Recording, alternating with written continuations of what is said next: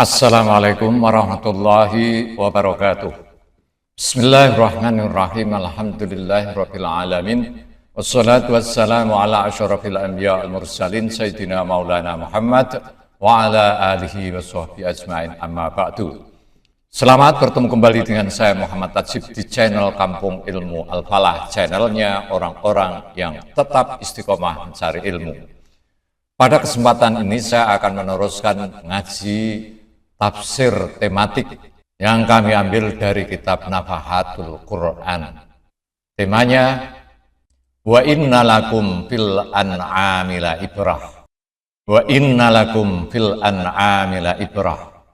Dan sesungguhnya bagi kalian pada hewan-hewan ternak itu terdapat pelajaran. Al-Mu'minun 21. Kata ibrah disebut dalam bentuk nakirah, tidak tertentu atau umum. Ini untuk menekankan pentingnya pelajaran itu secara umum. Seperti dijelaskan oleh Ar-Raghib dalam Mufradat, kata ini berasal dari kata abaro atau ibrun, yang berarti menyeberang atau berpindah dari satu keadaan ke keadaan lain. Dengan kata lain, melalui pengamatan yang cermat terhadap hewan, seorang dapat menyeberang dari ketidaktahuan menuju pengenalan akan keagungan, ilmu, dan kekuasaan Allah Sang Pencipta. Jadi hewan ini menjadi cermin yang dapat menunjukkan rahasia kebesaran Allah. Al-Quran menyoroti 4 aspek manfaat penting hewan, dimulai dengan yang paling menonjol. Nusqikum mimma fi butuniha. Kami beri kalian minum dari apa yang ada di perutnya. Yang dimaksud di sini adalah susu, air susu. Air susu ini merupakan minuman yang bergizi, murni, lezat, yang keluar dari hewan melalui darah dan jaringan tubuhnya. Pada ayat berikutnya, makna ini ditegaskan lebih rinci. Nusqikum mimma fi butunihi min baini farthi wa damin labanan khalisan sa'ighal lisyaribin. Kami beri kalian minum dari perutnya, dari antara kotoran dan darah, berupa susu yang murni dan lezat bagi para peminumnya. An-Nahl 66. Betapa luar biasanya proses ini. Dari antara materi yang tampak kotor, lalu Allah mengeluarkan minuman yang suci, putih, harum, manis, dan dapat diterima dari semua sisi. Ta'muhu hulun, raihatuhu atiratun, wa makbulun min jami'il jihah. Ilmuwan modern pun terkagum-kagum. Untuk menghasilkan 1 liter susu, dibutuhkan hampir 500 liter darah yang mengalir melalui kelenjar susu, menyerap nutrien yang diperlukan untuk membentuk 1 liter susu itu. Konsep mimbaini farsin wadamin mengajarkan kita tentang keajaiban penciptaan dan proses biologis yang rumit di balik sesuatu yang tampak sederhana. Susu bukan sekedar cairan. Ia adalah simfoni nutrisi yang mencakup protein, lemak, vitamin, mineral, dan zat-zat bioaktif yang memberi energi dan manfaat bagi semua usia. Anak-anak, dewasa, maupun lanjut usia, semuanya membutuhkan susu. Bahkan jika dijabarkan secara ilmiah dan rinci, bahasan tentang susu dan pembentukannya akan memenuhi buku tersendiri. Namun Al-Quran memilih untuk menyinggungnya secara singkat sebagai tanda dan pelajaran bagi manusia yang mau merenung dan bersyukur atas karunia dan kebijaksanaan Allah Sang Pencipta. Sahabat Kampung Ilmu yang berbahagia, Rasulullah Shallallahu Alaihi Wasallam mengajarkan kita untuk mohon keberkahan dalam setiap makan dan minum.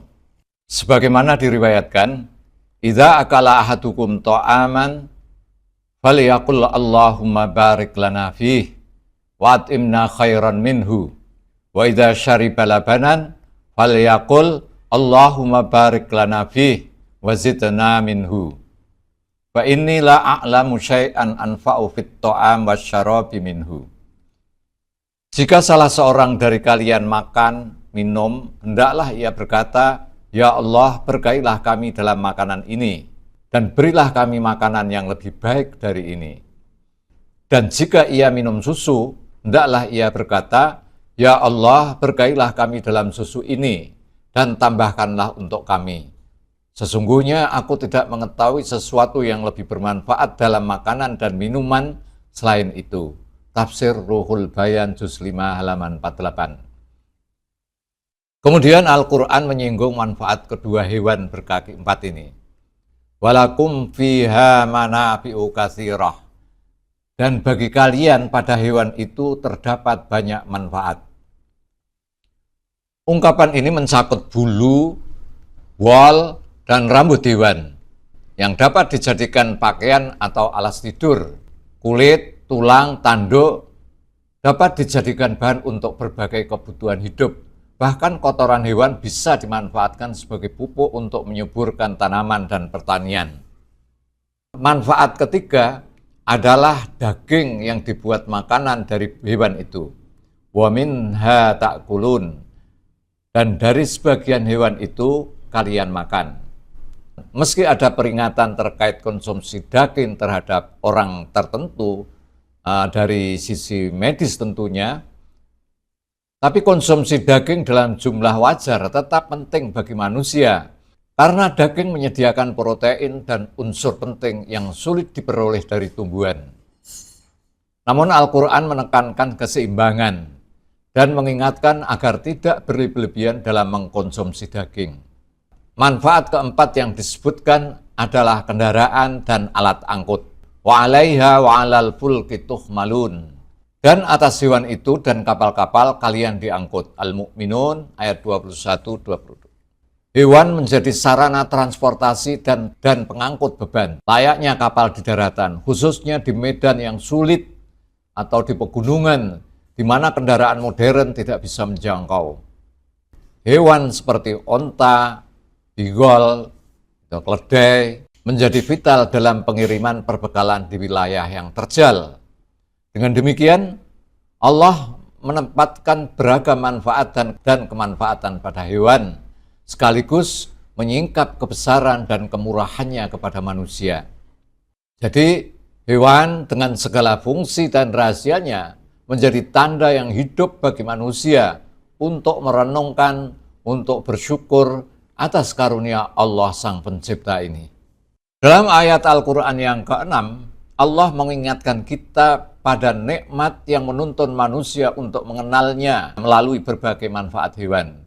Dalam ayat ke-6 disebutkan, Wallahu ja'ala lakum min buyutikum sakana, wa ja'ala lakum min juludil an'ami buyuta, tastakhibbunaha yawma dha'nikum wa yawma iqamatikum. Dan Allah menjadikan bagi kalian dari rumah-rumah kalian tempat tinggal, dan Dia menjadikan dari kulit hewan ternak rumah-rumah yang kalian ringan membawanya pada hari bepergian maupun menetap. Ayat ini menekankan bahwa rumah tetap atau bangunan permanen tidak selalu memadai untuk kebutuhan manusia, apalagi yang suka berpindah-pindah atau mempunyai mobilitas tinggi. Dalam banyak situasi, manusia memerlukan tempat tinggal yang mudah dipindahkan, mampu melindungi dari panas, dingin, angin, dan badai. Dari sinilah muncul kemah dari kulit hewan. Kemah dari kulit hewan ini lebih kuat dan lebih nyaman dibandingkan kemah dari wol atau kapas. Selain itu, ayat ini juga menyinggung manfaat lain. Wa min awsafiha wa aubariha wa asy'ariha asata wa mata'an ilahin. Dan dari wol, bulu, dan rambutnya hewan sebagai perabot dan perlengkapan untuk sementara waktu. Di sini wol berasal dari domba, bulu dari unta, dan rambut dari kambing. Dari ketiga bahan ini, manusia membuat pakaian, selimut, tirai, kemah, tikar, tali, dan berbagai perlengkapan penting lainnya. Meski di zaman modern manusia telah membuat bahan sintetis, penelitian menunjukkan bahwa bahan alami dari hewan lebih sehat dan nyaman bagi manusia. Sementara bahan sintetis sering menimbulkan efek samping yang tidak sesuai dengan kebutuhan biologis. Beberapa ulama menafsirkan frasa ilahinin, dalam ayat tadi kan ada ilahinin, yang artinya untuk sementara waktu, ini sebagai pengingat bahwa semua perabot dan perlengkapan ini bersifat sementara dan fana, sehingga manusia tidak boleh terlalu melekat pada benda duniawi. Hal ini menegaskan bahwa hikmah Allah dalam menciptakan manfaat dari hewan bukan sekadar untuk kenyamanan, tapi juga untuk mengingatkan manusia pada keterbatasan dunia dan pentingnya bersyukur atas nikmatnya. Dalam Al-Quran ayat yang ke-7, Allah menyoroti keanekaragaman makhluk ciptaannya untuk menumbuhkan kesadaran akan kebesaran dan hikmahnya. Dalam surat Fatir ayat ke-7 disebutkan, wa minan nasi wad dawabi wal an'ami mukhtalifun alwanuhu kadzalik. Dan di antara manusia, hewan ternak, dan binatang-binatang lainnya terdapat perbedaan warna. Demikian pula pada makhluk lain. Ayat ini menarik perhatian dengan menekankan perbedaan warna dan bentuk mukhtalifun alwanuhu. Ini sebagai salah satu tanda kebesaran Allah. Sama seperti Allah menciptakan berbagai buah dengan warna yang berbeda-beda, macamnya yang berbeda-beda, atau pegunungan yang memiliki corak beragam. Begitu pula Dia menciptakan manusia, hewan, dan ternak dengan keanekaragaman luar dan dalam yang luar biasa. Sebagian mufassir memahami alwan, warna di sini, sebagai warna lahiriah yang tampak. Tapi makna yang lebih luas mencakup perbedaan jenis, sifat, dan karakter makhluk. Ini merupakan sebuah keajaiban dalam penciptaan Allah terhadap makhluk-makhluknya. Hari ini kita mengetahui bahwa terdapat ratusan ribu jenis hewan. Bahkan beberapa ilmuwan menyebut jumlahnya bisa mencapai 1,5 juta spesies. Setiap makhluk dengan ciri dan keunikannya masing-masing menjadi ayat yang menunjukkan pengetahuan dan kekuasaan Allah Subhanahu wa Ta'ala. Seperti seorang pelukis ulung yang dengan satu kuas dan satu warna mampu menciptakan ribuan lukisan penuh warna. Demikian pula Allah menciptakan makhluk-makhluk ini dengan satu penciptaan yang maha sempurna. Ayat ini juga menekankan bahwa hanya orang-orang yang berilmu yang mampu melihat makna sejati ciptaan ini. Innama yakhsyallaha min ibadil ulama, innallaha azizun ghafur. Hanya orang-orang yang berilmu di antara hamba-hambanya yang benar-benar takut kepada Allah. Sesungguhnya Allah Maha Perkasa, lagi Maha Pengampun. Ragam warna yang tampak menarik bagi orang awam, misalnya bunga yang memikat lebah untuk membantu penyerbukan, atau warna-warni pada hewan yang memfasilitasi pertemuan antara jantan dan betina. Namun keindahan batin dan struktur ciptaan memanggil para ilmuwan dan pemikir untuk merenung lebih dalam, untuk menumbuhkan kesadaran dan menyuburkan benih tauhid dalam hati mereka. Kata khosyah dalam ayat tadi di sini menekankan takut yang bercampur dengan pengagungan yang lahir dari pengetahuan dan kesadaran. Saya ulangi, kata khosyah di sini menekankan takut yang bercampur dengan pengagungan yang lahir dari pengetahuan dan kesadaran. Dalam ayat ini Allah menyebut dirinya Al-Aziz yang Maha Perkasa dan Al-Ghafur Maha Pengampun, sehingga rasa takut berpadu dengan harapan. Inilah keindahan akhir ayat, sebuah pelajaran yang menghubungkan sebab yaitu ilmu dan pengamatan makhluk dengan akibat yaitu berupa takut dan tunduk kepada Allah Subhanahu wa Ta'ala. Apakah belum tiba saatnya kita sadar dan ikhlas diatur oleh syariat Islam, hukum Allah?